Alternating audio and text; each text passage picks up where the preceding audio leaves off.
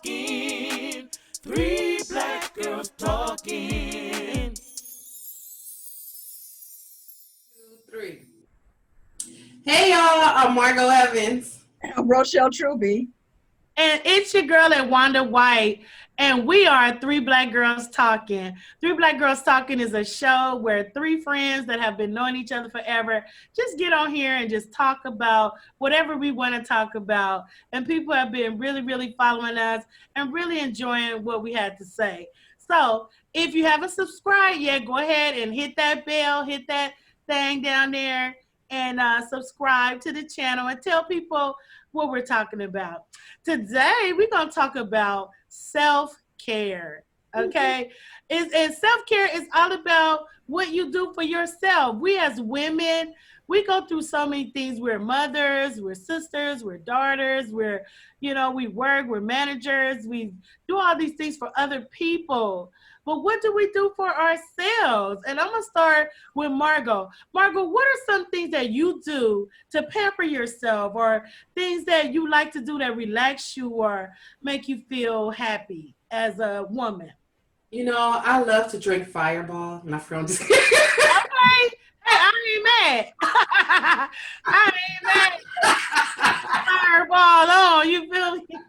Do you? That's how I start off my self-care. With a shot of Fireball.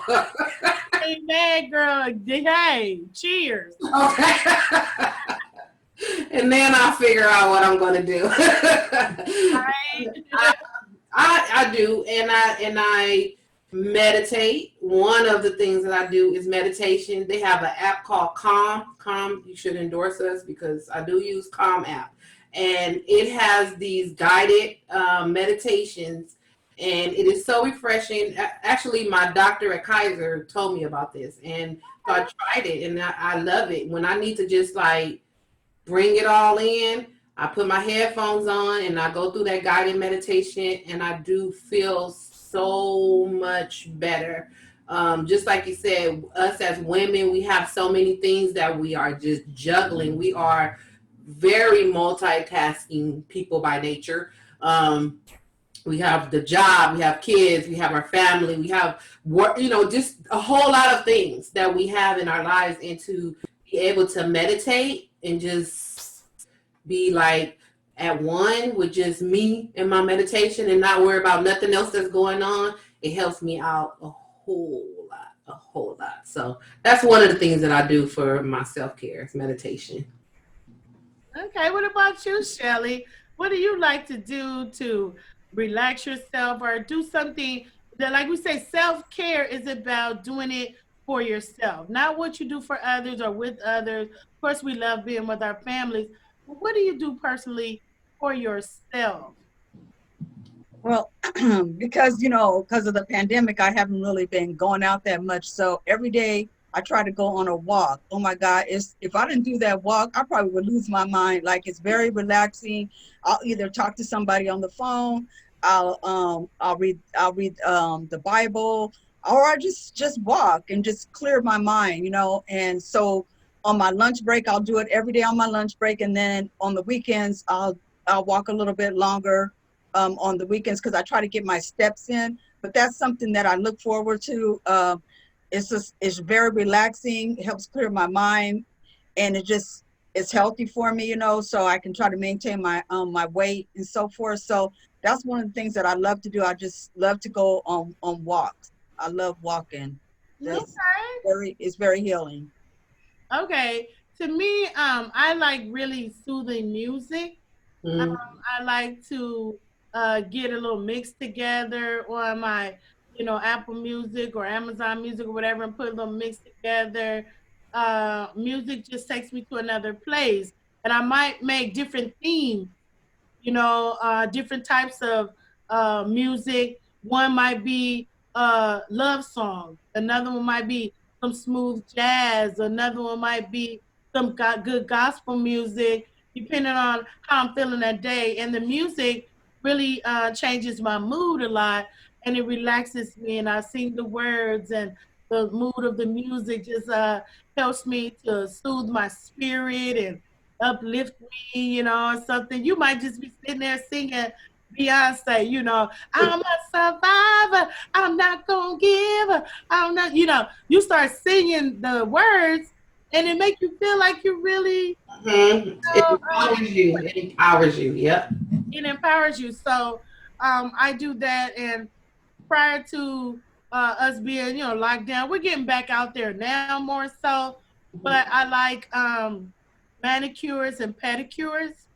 Very relaxing. When people like massage your feet or put your feet in the warm water and they're rubbing on there, and I get the deluxe with the little what you call it, sea kelp or whatever it is they put on your feet and warm water, and then they just fussing over you and filing you down and painting, and it just makes you feel special, like a queen that you should feel like. And someone the pampering. I like to get facials. I don't get them as often as I should, but I wish I could get facials like all the time, because the moisturizing of your skin, or even just massaging your scalp, or and stuff like that, it just makes you feel like you know regenerated. You know what I'm saying? One thing I like to do also is that foot detox. There's a Hmm. foot detox where you put it in there and it gets all your toxins out of your body. And Hmm. you look down in the water, and that dark water be looking like I don't know what. No matter who you are, I don't care. It ain't about your feet being dirty. Right. You know what I mean? No matter if your feet are perfectly clean, you're still gonna have that black, not black, but like muggy looking Mhm. there, because it's really working on pulling all the toxins and impurities out of your body. And every time I do a foot detox, afterwards, I just feel so energetic. I feel like a weight has been lifted off of me. I love that. And so I also like a nice, I'm not into, the fireball like my girl, but I like a glass of That's wine. a wine. Hmm. Me Like too. a nice glass of wine and just relax, listen to my music. If I could get a foot detox while I'm drinking my wine, and Mm. I'll be doing something. But at the foot detox, they play their own little music. It's not the music I like or nothing, but it is very relaxing and soothing music. But they don't be playing no jams or nothing. So, but if I get my little glass of wine and some music and a manicure, pedicure, and my little foot detox, having those things in your life really, really makes it special for you. Now, I'm gonna go to Margot. Margot, I want to know, why is it that you think that Black women specifically neglect themselves and put other people before themselves a lot of times? Why do we do that?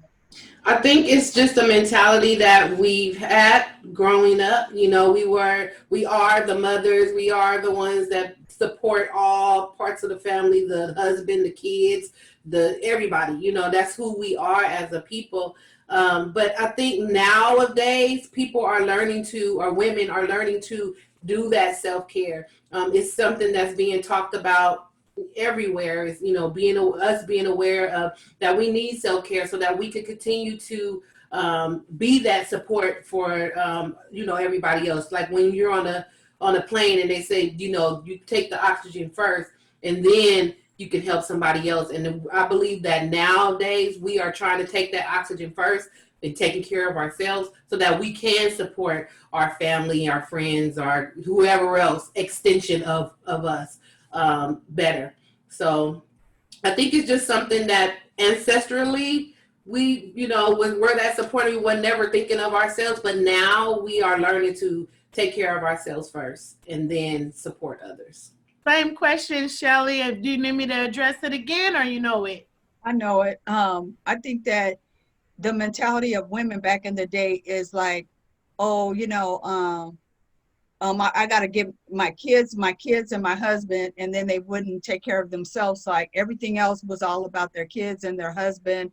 They, like Margot was saying, it's like it's passed down that that your family comes first. But I don't know, this new generation of women, it's a whole lot different than when our grandmothers were alive. The women now, like, even as far as grandparenting, like, women don't really watch their grandkids like they used to back in the day. Like, I was always at my grandma's house and stuff. They don't even want to be called grandma anymore. They want to be called like TT or Mima Right. or what else?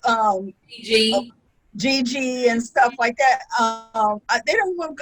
When I have a grandma, I don't want to be called grandma. Like, I mean, to me, I earned my stripes to be grandma. I don't know when they're gonna have one. I wish they would hurry up. But anyway, that's another story. I'm ready to be a Venus grandma. time. Yeah. I keep telling my son I want to be a grandma. Like, he's like, oh, well, you're still working. I'm like, don't count me in. I'm not gonna babysit every day. Like, I watch. Don't get me wrong. I watch the baby for them a couple days out the week, but I have things that I want to do when I retire. I don't want to be a stay-home grandma and be watching the baby all day. I will watch sometimes, but I do have things that I want to I want to focus on and work on. But anyway, going back to your question, I just think that women nowadays are more into self-care. A lot of women that are in their 60s, 70s, and 80s, they don't look like they're in their 60s, 70s, and 80s. They really don't. Yeah, because when I was growing up, when you hit like late 40s, early 50s, you was old. You look old, But now the women in their 50s and stuff, they look like they're in their 30s, late 30s and 40s, because they're more conscious of the way that they look. They're trying to stay youthful. I mean, they're not even. It's not the fact that they're running out there and getting all this plastic surgery. I mean, some of the stars are, but some of them are just really taking care of themselves. They're eating better. They're exercising. They're getting their facials done. They're keeping their hair up. They're wearing, nice clothes. They're trying to, make sure. And I think it's a good thing for when you're bringing up daughters too, for women to look, to take care of themselves, have a job, take care of their family. It just it teaches some that strength. Us as Black women, we're very, very strong, So it started back in the slavery time, I think, where we used to have to take care of the babies that the masters of their wives would have. They breastfed them and everything, Yeah. we've always been strong women from day one, taking care of the family and managing and stuff like that. So I mean, kudos to us Black women, and women, period. We endure a lot, so yeah, we do. Yeah, women, period, in history have been very strong and very resilient over the years, and um, not just Black women, but women, period. But it just so happens that we are three Black girls talking. So I want to ask you, and I'm gonna go to Margot first. Margot, what's the best thing about being a Black woman? Melanin. I would say that.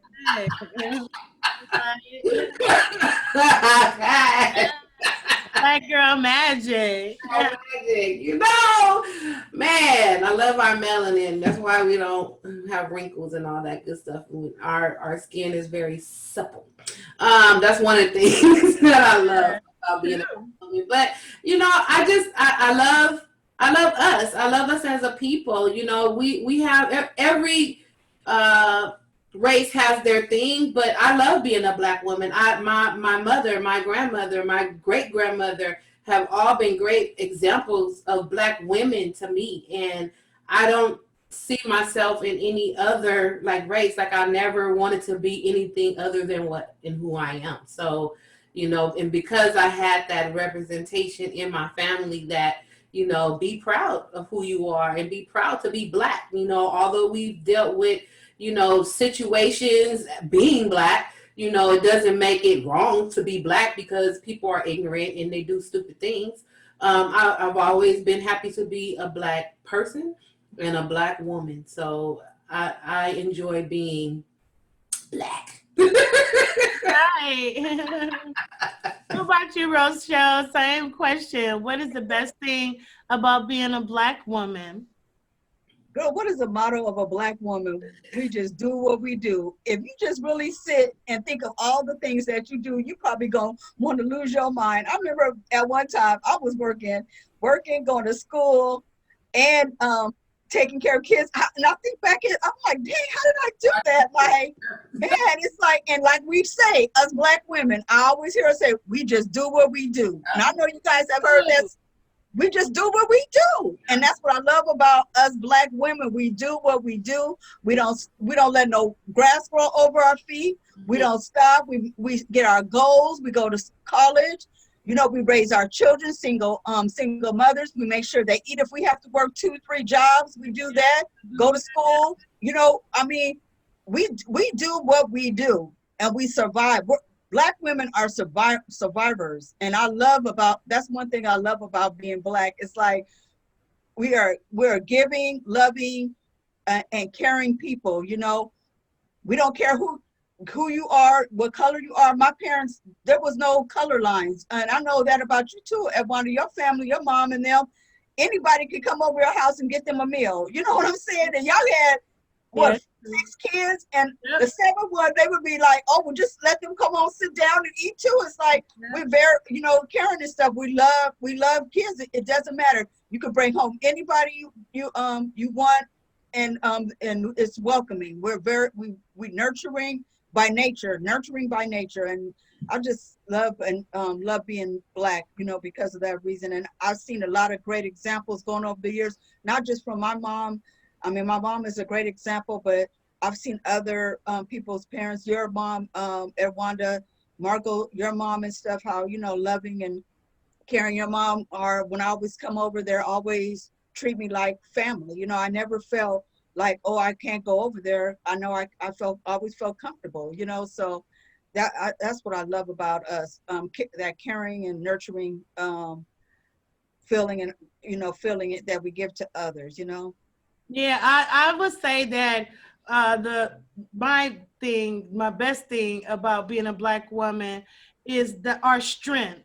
A lot of times we get a negative rap, and they always say that Black women have an attitude, or Black women are mean, or hard to work with, or whatever. And that needs to be flipped, because it's not that we have an attitude. It's just that we have a low tolerance for BS. You know what I'm saying? If you're going to come to us with some mess, we're going to tell you about it. And so we're not pushovers. We're not going to, if you're talking some stuff that makes no sense, we're going to tell you, that don't make no sense. Right. But then, oh, she have an attitude. Why? Because I'm not agreeing with this you're talking about? Right. Told you about it. If you're on the job and you say something, everyone else is in agreement with something that's completely wrong, and the Black woman says, you know what, Dave, that was a great presentation, but none of it makes sense. Oh, I got an attitude because I'm the one who is going bold enough to say that what you said was absolutely wrong, when everybody in the room already knew it. They just didn't want to say, they didn't have the balls to say it. Right. I like our strength. I like that we have the ability to make something out of nothing. You know what I'm saying? You give us a rubber band, we're gonna make a slingshot. You know what I'm saying? You give us anything, we're gonna do something. And you give us a couple of little potatoes, and you think that's the nothing, we're gonna make potato soup. You feel me? We're gonna make it to where you gonna be like, can I have some? When you threw the potato rinds or whatever, the little skins off, and we gonna make potato skin soup, and it's gonna be fun. And we've had to do that over the years, because they have given us the scraps, they have given us the leftovers, they have given us the things that they threw away, and we took those things and we put them together and made them into something special. And sadly enough, that makes people angry. Right. That Black women have been able to raise their own children, and masters' children, and other people, whatever, you know what I'm saying, over the years. And she has been beaten down. She has been, treated poorly. She has been raped and survived. Things have been stolen from her. People have taken credit for doing things that Black women have created or invented, and she never complained about it, and she kept pushing forward, and still here we are. So the best thing about being a Black woman is that we are strong internally, and that we're able to survive and do the things that we need to do. So I'm going to go with final words for Margot. And I want you to say to all of your sisters out there, your Black women, if you wanted to speak to them and say every Black woman in the world was listening right now, say what you would say to them as your sister of how proud of you, proud of them you are, or how beautiful they are, or whatever positive energy you can give. So final words on positive energy to all my sisters. Go, Margot. Okay, I want to say one thing before I answer that question. So my shirt says my attitude. I want y'all to read the rest of it. My attitude is based on how you trick or treat me. Okay? That's what I'm talking about. I didn't even see how you trick or treat me. Yes. I love it. That says. So I want y'all to say, oh, she got a shirt that says my attitude was something. I just saw my attitude. I was like, okay. It's based on how you trick or treat me. Treat me. Yes. And that's what I want to say to my sisters. We may be called out for having an attitude, the angry Black woman. I get that all the time in corporate America because I don't stand for anything. I say what's on my mind and I do, what I feel is right. And I don't think anybody should alter themselves for that. If you know something is wrong, you should be able to speak up on it. And it's a way to speak up on it without having an attitude, even though they're going to label you having an attitude anyway because you spoke against them. Stand up for what you know that is right. If you know it's right, it is. And if they don't agree with it, oh well. You said your piece, you said what you had to say, and move on. First of all, if you're in a corporate America, it's not your company. So if they don't want to listen to you, and you're trying to tell them what's right, then bump it. Let them do whatever the heck they want to do because they're making that money. You're not. You're making a slither of what they're making in corporate America. They're giving you a little bit of something to keep you going. So, if they don't want to listen to you, it's okay. Move on. Why don't you start thinking of doing some entrepreneur stuff? I've been working in corporate America all of my life, and I'm tired of corporate America. I'm thankful for corporate America because it has taught me as a woman on how to deal with businesses and deal with people. So I do appreciate that. I'm not trying to get fired tomorrow, but I'm just saying, I'm thankful. I am thankful for my job, but that brought me through into a point where I want to be an entrepreneur, breaking the chains of being a 9-to-5 worker and working for myself and putting all of this support that I put into a company into myself and bringing things to, my friends, my family, people who just want to, get to learn and to know me. I want to be my company. You know what I'm saying? I am the company and I want to support that. So don't let anybody stifle your dreams, your success, or anything. Be that strong Black woman that Edwonda was talking about, and go for yours and do what you want to really do in your life. So I'll leave with that. All right. Hey, those were some great words, Miss Margot. Yes, I'm going to Rochelle. What is your words of encouragement to every sister in the world? Go. Okay, I just want to say, Black women, you have power. There is nothing like a Black woman dressed, suited and booted, walking up in a corporate American office, all eyes on you, trust and believe. They breaking their neck trying to look at you walking in there. And a lot of them get envious, so they are going to do some things to try to put you back down, make you feel lower than what you are. But you always remember, we came from queens and kings, honey. That's where Africa, honey. We are royalty, and that's how we need to be treated. So you go in there, you put your shoulders up, your head up, and you just not your shoulders up. You stand up tall, and you just walk and you do your job to the best of your ability. Keep taking care of your kids. Keep loving on your families. Keep accepting others, loving each other. Praying. Keeping God first. And I'm telling you, you guys, Black women, we have a lot of power. Like, people are afraid of Black women because, first of all, they already know. I mean, we are known for having attitude sometimes, but I mean, sometimes it's warranted though. We got to check people sometimes, but you just always got to remember, you got to do it with grace. I remember seeing some people check people with grace, like they never used a cuss word, but after they finished talking to them, honey, You They spelled felt check. Check. Okay. they checked. So Check. just remember, you guys are beautiful, loving, caring, strong women of color, and that you come a long way. And we've already seen it right now with Kamala Harris in office. We're going to start seeing her do her thing and stuff. And I've heard a lot of positive. I didn't know much about Kamala, and I heard some things that she did. And you know, with she started a program, I guess, for young Black men going to jail and stuff, and to try to help build them up. So I mean, I'm just saying, I'm just trying to encourage, you know, you got it, you can do it. You can go to school, you can take up a trade, you can do whatever you want to be, just being a strong woman of color. Well, I'm going to close it out with this. I want to encourage each and every one of you. We get a bad stigma as Black women. They always want to tell us we have an attitude and we're mean and angry Black women. But we're not angry. We just don't take a whole lot of mess from people. And I don't think we should ever change that. We don't have to come in. No, you know what? I'm going to say this. Some of us are angry. And some of us have every right to be angry. And we have every right to express that anger. Maybe they don't want to hear it, but guess what? We have a right to be angry because in some situations we have been done wrong. But they shouldn't stereotype us because we have strength. They shouldn't stereotype us because we're bold enough to speak up and say, no, we're not having it.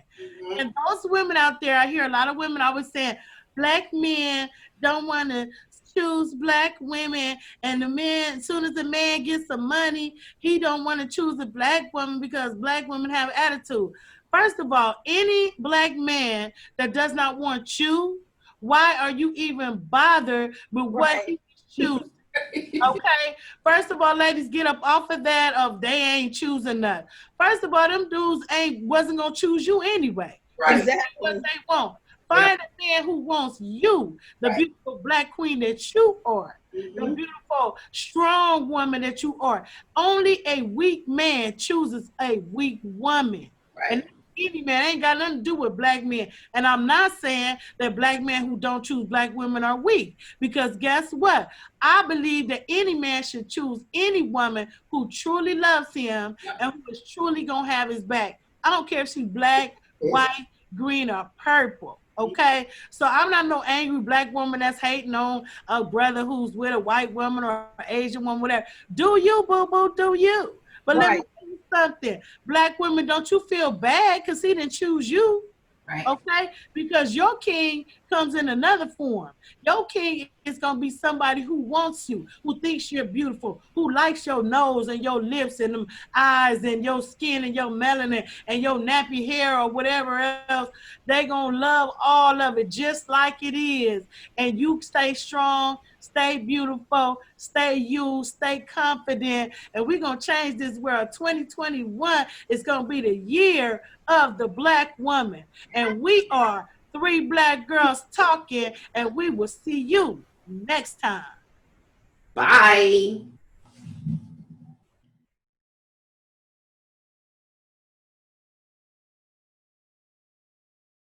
3 Black girls talking. 3 Black girls talking.